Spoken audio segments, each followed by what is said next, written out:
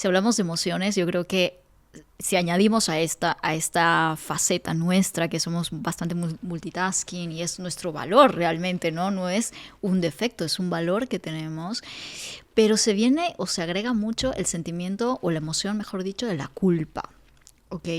Sí. ¿Cuál es la mejor manera de gestionar la culpa? Sí, la culpa es una emoción que no sirve para nada. La culpa en sí no sirve para nada. La culpa yo diría que es simplemente, debería ser únicamente esa sensación tan incómoda que te moviliza por dentro a nivel emocional porque te das cuenta de que hay algo que no te cierra o que o porque lo has hecho mal o porque, no sé, es algo que no te cierra y que no te hace reconocerte en quién tú quieres ser. Por algo que hayas hecho, por algo que estés haciendo, por algo que crees que los demás están percibiendo, etcétera. Entonces, la culpa es cero productiva, salvo para ser el punto de partida de decir, oye, esto que estás sintiendo es porque tienes que poner atención aquí. Y la culpa yo la cambiaría por la palabra responsabilidad. Okay. Y entonces ver en esto, en lo que yo estoy sintiendo culpa, qué es lo que puedo hacer para sentirme mejor. O sea, hay una conversación, que puedo tener, una conversación que puede ser, oye, de perdón, he hecho esto mal, porque hay muchas culpas que vienen de ahí, de, oye, tengo que pedir perdón porque realmente esto lo he hecho mal. Perfecto, tener una conversación, quiero decir, obviamente dentro de esta flexibilidad cerebral y de vida, vamos a hacer cosas mal. Ojalá casi todas no a propósito, pero alguna hasta te puedes equivocar y decir, oye, no me reconozco, me he comportado mal en esto y no me quiero relacionar con esto, pero no desde la culpa, sino desde la responsabilidad de, oye, voy a tener una conversación incómoda, voy a pedir perdón, voy a decir que no estoy orgulloso de cómo lo he hecho y ya está, y sigo hacia adelante. La responsabilidad es de voy a intentar no volver a hacer algo así. Que igual caes otra vez, bueno, pues vuelves a pedir perdón y voy a seguir intentando no volver a hacer algo así porque no me representa o no quiero que me represente. Pero hay muchas culpas que ni siquiera son de algo que hayas hecho, sino de algo que tú crees que estás haciendo. Exacto, que esas son las peores. Y que están afectando a los demás. Entonces, ahí, de nuevo, responsabilidad. Oye, esto que yo me estoy diciendo a mí es real. Voy a preguntar a mi entorno, oye, ¿de verdad esto te afecta de esta manera, tal, no sé qué? Espera, a ver, que muchas veces te van a decir, te estás montando una película. Exacto, y la somos gran muy mayoría. buenas para contarnos películas, total. Y aquí hay dos, ¿eh? Hay una que es de que tú te puedes estar contando una película porque estás queriendo complacer demasiado a tu entorno. Y otra es que tu entorno ya se ha acostumbrado mucho a que tú has complacido mucho, es decir, te ha puesto en una situación en la que se espera de ti determinada cosa y esto, mujeres que nos escucháis, esto nos ocurre mucho. Y el que tú hayas acostumbrado a los cerebros que te rodean, a que tú has estado haciendo las cosas de una determinada manera, en el momento en que esa manera ya no te funciona porque te vacía y porque tú necesitas, oye, conquistar otras maneras de hacerlo, necesitas ayuda, ya no puedes cargar con tanto. Bueno, ahí tienes que ser consciente de que vas a tener que cambiar cerebros que ya se han acostumbrado, con lo cual va a haber una resistencia. Pero esa resistencia no significa que no tengas que cambiarlo, significa que, obviamente, les va a costar un poco verte en una situación donde ellos pueden perder algo de lo que tú estabas dando. Claro. Pero aquí viene de nuevo lo mismo. ¿Qué le dices a tu cerebro? Pues que ese esfuerzo tiene un beneficio que no solo va a ser para ti, sino que va a ser para el entorno, porque difícilmente tu entorno va a estar bien en el momento en el que tú te quemes porque no has sabido poner los límites justos. Entonces, al medio plazo y a largo plazo nunca funciona que tú estés haciendo cosas sin haber puesto límites porque estás sintiendo culpa si los pones. O sea, que ahí es donde hay que tener la valentía de decir, espera, para que la yo longeva funcione, tengo que poner límites que me cuiden, límites que voy a hacer entender bien a los demás, que va a haber una transición, pero tengo que conquistar estos límites. Yo te diría que esa es una de las cosas que más cuesta al cerebro femenino. Cuando hacemos un entrenamiento de frecuencias cuesta muchísimo menos, porque claro, estamos leyendo esas frecuencias y estamos haciendo que su cerebro flexibilice y que de eso le pase de una manera más natural. Entonces es muy curioso porque realmente tenemos esa conversación de, oye, fíjate, nunca había tenido esta conversación que para mí se me hacía muy difícil y después de la sesión de entrenamiento la he tenido y lo curioso es que ha salido bien. Claro que sale bien, porque tú sabes explicarlo. Oye, y la gente que te quiere lo va a entender. Y quien no, es o que no te quiere muy bien o que tienen que hacer ellos el proceso con ellos mismos, pero no tienes que ponerte tú la carga. Entonces, uno de los procesos de culpa de las mujeres es que nos ponemos cargas, muchas cargas que no son nuestras. Sí. ¿Qué es lo bueno? Que un cerebro femenino pasándolo bien, sabiendo poner límites, pero teniendo la empatía, la capacidad de amar, de querer, de cuidar, de inteligencia múltiple que nosotras tenemos, que está funcionando bien, de verdad que es un regalo para la gente que tiene alrededor. Entonces tenemos que ir a conquistar ese regalo y luego hacerles disfrutar de él. Pero para eso tiene que haber cositas en el camino que se van a ir quedando. Me parece fantástico. Si queremos empezar a entrenar nuestro foco, ¿Qué tip práctico nos podrías dar para entrenarnos en el foco, en las cosas que hacemos y no estar en 20 cosas al mismo tiempo? Sí, bueno, para tener foco necesitamos que en esas emisoras que te digo que es la radio cerebral, conecte una que es la emisora que tiene frecuencia que se llama beta, que es de la concentración. Cuando nuestro cerebro muestra una buena cantidad de beta, nosotros leemos sobre todo cuando estamos produciendo beta importante en el frontal y en el prefrontal izquierdo, ese cerebro tiene la capacidad de quedarse sobre una situación y bajarle el ruido a todo lo demás. Es como que te mete en esa burbuja y te concentras. ¿Cuál es el problema que tenemos hoy en día? Que estamos saltando todo el tiempo de actividad. No solo por las redes sociales, que obviamente, o sea, hay un tema ahí de velocidad, de scroll, etcétera, sino que estamos pasando poco tiempo para ejercitar a nuestro cerebro y entrenarle en la concentración. O sea, si tú pasas 8 horas al día cambiando de actividad, moviéndote y haciendo multitasking, pues 8 horas al día estás entrenando a tu cerebro para eso y luego de repente te sientas y le dices, bueno, pero ahora concéntrate. Y él te dice, ¿cómo? Espera un momento, me estás pidiendo correr una maratón cuando a mí me has entrenado para hacer velocidad y correr los 10 metros lisos a toda velocidad. Entonces, ¿cómo lo hago?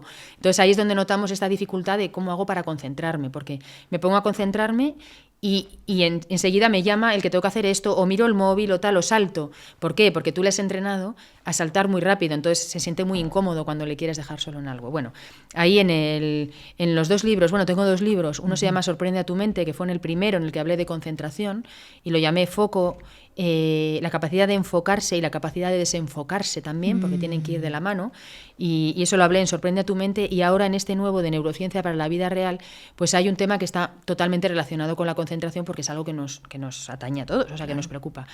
Entonces te diría algunos de los tips que aparecen ahí, pero realmente hay como ejercicios interesantes que se pueden seguir porque son como muy prácticos, pero lo que tenemos que hacer es seducir una vez a nuestro cerebro, porque ya que no le entrenamos para concentrarse, pues cuando lo vamos a hacer por lo menos que sea atractivo, porque si no, no lo va a hacer. Uh-huh. Entonces hay algo que es meternos en una burbuja de concentración y es crear un ambiente en el cual es agradable. Y en vez de meterle pues directamente, decirle, bueno, pues pasas de estar desactivado en la concentración a que te tienes que concentrar, hagamos una transición. Una cosa que nos ayuda mucho es meter una música agradable, no de concentración, sino una música con la que tú estés a gusto, y esa te la pones a escuchar mientras estás generando el lugar donde te quieres concentrar. Muy bien. Entonces tú vas montando tu espacio, que no tiene por qué ser una mesa. A veces yo viajo mucho, entonces concentrarme me tengo que concentrar en cualquier sitio, pero da igual. Entonces yo tengo una música ya seleccionada que me la pongo, que es mi música de concentración, es mi ancla. Y yo puedo estar en la sala de espera de un aeropuerto y es mi burbuja de concentración, me puedo concentrar mucho ahí. De hecho, es mucho del segundo libro lo he escrito en aviones, en salas de espera, y yo tenía mi burbuja perfecta de concentración. Entonces, métele una música en la que vas haciendo como cómodo el lugar donde te vas a concentrar, apaga el móvil, quítalo, o ponte un tiempo y dime, voy a concentrar 10 minutos. Perfecto. Hasta esos 10 minutos, para mí. Y todo lo demás casi que se lo dices a tu cerebro directamente, le dices, todo lo demás va a venir después de los 10 minutos, pero ahora déjame en mi burbuja. Hay un ejercicio ocular que es muy bueno hacer para la concentración, que es realmente posar tu mirada durante 2 segundos sobre lo que tienes alrededor, porque estás intentando pasar de una mirada más abierta a una más cerrada, que es la que necesitas para concentrarte. Entonces tú haces como un escáner y desde donde estoy, pues bueno, voy a ir mirando, oye, pues vaso, cámara, alfombra, mesa, y vas reteniendo un poco la mirada en eso. Tu cerebro ya empieza a conectar y empieza a irse al foco, empieza a activar áreas del hemisferio izquierdo, cosa que también puedo leer. Todo esto que te estoy contando son cosas que vemos en el laboratorio. Después de eso, puedes sacar aquello sobre lo que te quieres concentrar, y algo que ayuda mucho también es anclarlo con un olor.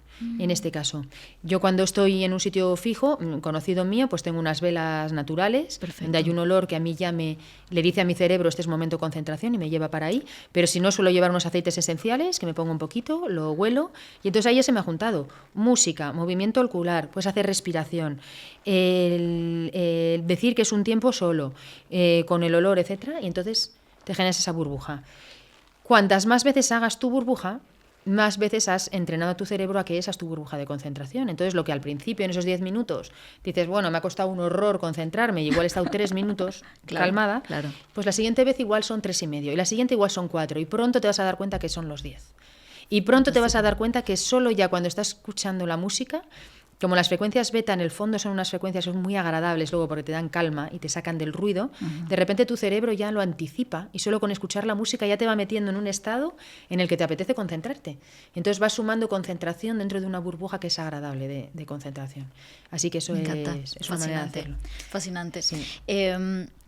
Si hablamos de estos cambios, que a lo largo de este episodio hemos estado hablando sobre cómo cambiamos formas de pensar, formas de actuar, hablemos de esto. ¿Cuánto realmente nuestro cerebro necesita para hacer un cambio en su manera de pensar? Se hablaban de los hábitos, ¿no? Lo típico, 21 días o 30, y luego se decía 30 y pico días. O sea, ¿qué has visto realmente? ¿En qué momento empiezan a haber cambios reales en el cerebro?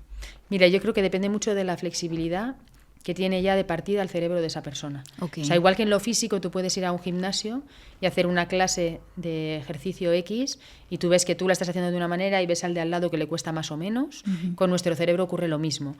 El hábito es la secuencia sostenida y repetida de algo que estás haciendo, para lo cual tu cerebro ha hecho unas conexiones neuronales. Las tiene que deshacer. Entonces, un hábito se deshace con otro hábito con el que le quieres sustituir. Perfecto. Entonces, es la repetición de ese otro hábito lo que te va a producir salir de ahí, ¿no? Hay catalizadores o aceleradores de esto, que son el tener muy claro qué hábito estás saliendo de él, y cuál estás metiendo y cuál es la razón por la que sacas uno y metes otro, porque de nuevo tienes que seducir a tu cerebro. Entonces te va a ser mucho más fácil cambiar un hábito cuando haya una razón poderosa detrás. Okay. Que tú te dices a ti mismo, y poderosa no es que tenga que ser extraordinaria, que vas a cambiar el mundo. Poderosa es que para ti es importante. Muy bien. Entonces, haces algo sostenido para ir cambiando ese hábito y entonces lo vas a ir cambiando. Obviamente hay hábitos que son más fáciles que otros. ¿Cuáles son los más fáciles de cambiar? Los más fáciles son aquellos que son más mecánicos, donde hay menos contenido emocional. El contenido emocional ligado a un hábito siempre es lo más difícil. Es decir, si tú fumas, sí, porque esa es la manera de sentirte seguro, es como te tranquilizas, o es la manera en la que bajas la ansiedad, o es la manera en la que te relacionas con alguien, porque fumar lo relacionas con algo social, con el tal, es más complicado. Es más complicado que otro hábito que es, bueno, es que mi hábito es malo porque al final lo que estoy haciendo, por ejemplo, un hábito que es que me estoy yendo a acostar tarde por la noche. Okay. Si en el ir a acostarme tarde por la noche no hay un contenido emocional potente, ese hábito lo vas a poder dejar mucho antes. Porque tu biología te va a ayudar. O sea, dejar de acostarte tarde tiene mucho que ver con, bueno, me voy a forzar a levantarme pronto, entonces el tercer día que estoy destrozado porque me estoy levantando pronto, ya verás cómo empiezo a acostarme antes. O sea, voy a ir regulándome yo. Pero porque no hay una emocionalidad ligada. Porque un hábito puede ser pensar mucho, por ejemplo, en una persona donde ha habido una relación sentimental y lo has dejado o te han dejado. O sea, haber roto una relación sentimental. Y tú puedes decir, quiero dejar de pensar en esta persona. O sea, mi hábito es pensar en esta persona. Yo quiero dejarlo. Ya. Pero es que tus conexiones emocionales son tan potentes aquí que ese hábito te va a costar más tiempo. Por ahí viene la necesidad del contacto cero. Oye, haz contacto cero porque mientras haya contacto, tu cerebro vuelve a recordar todo lo que esa persona despierta en ti. Entonces esas conexiones no se deshacen. Entonces necesitas realmente espacio, contacto cero, para que tu cerebro siga mirando, o sea, pueda iluminar otras cosas en tu vida y le quite la importancia o el pedestal que tenía puesta a esa relación emocional y pueda meter otras cosas. Entonces, el hábito de olvidar, por ejemplo, a alguien desde el punto de vista emocional o cambiar, o transicionar eso que sentías, es un hábito difícil. Claro. Para las mujeres es difícil, porque nosotras somos emocionales en general, entonces eso es difícil. Pero, dicho esto, se trata de repetición. Es verdad que se puede establecer que en un plazo de 20 días, 30 días, puedes cambiar bastante un hábito cuando lo estás sustituyendo por otro y cuando le estás dando una buena razón. Pero fíjate que es curioso porque en el entrenamiento cerebral con electrodos, que lo que hacemos es cambiar hábitos de una manera muy rápida, pues hay hábitos que los cambias. O sea, hay hábitos que los podemos cambiar en una sesión. Pues el electrodo lo que hace es activar otras zonas del cerebro. Lo que hace es leer una activación y cambiar esa activación. En caso de hábitos, en hábitos además que te tienen un poco obsesionado, lo que hacen es quitarte esa obsesión, entrar en un lugar de mucha más serenidad y calma, y entonces no te pide tu sistema, no te pide tu cerebro volver a repetir ese hábito porque le estás quitando esa carga. Entonces es muy interesante. Y es una manera maravillosa. El entrenamiento cerebral ayuda mucho a las personas que tienen una impulsividad, que tienen como una tendencia obsesiva en la que les cuesta transicionar.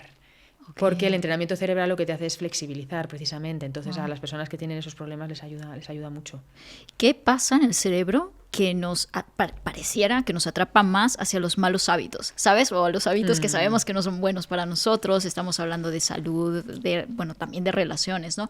Pero ¿qué hace que al cerebro les resulte más fácil acomodarse a malos hábitos que a buenos hábitos?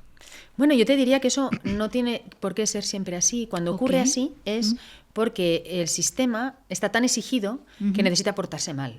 O sea, es como, tienes que pensarlo casi que esto es como un niño, tu cerebro. Le dices, es que le tienes exigidísimo, no paras de pedirle cosas, está enjaulado en algo y entonces necesita liarla, o sea, necesita portarse mal para soltar un poco de tensión. Entonces, en ese caso, los hábitos vienen a contrarrestar un esfuerzo y una tensión sostenida que es excesiva. ¿Qué es lo que tenemos que hacer? No llegar a ese estado.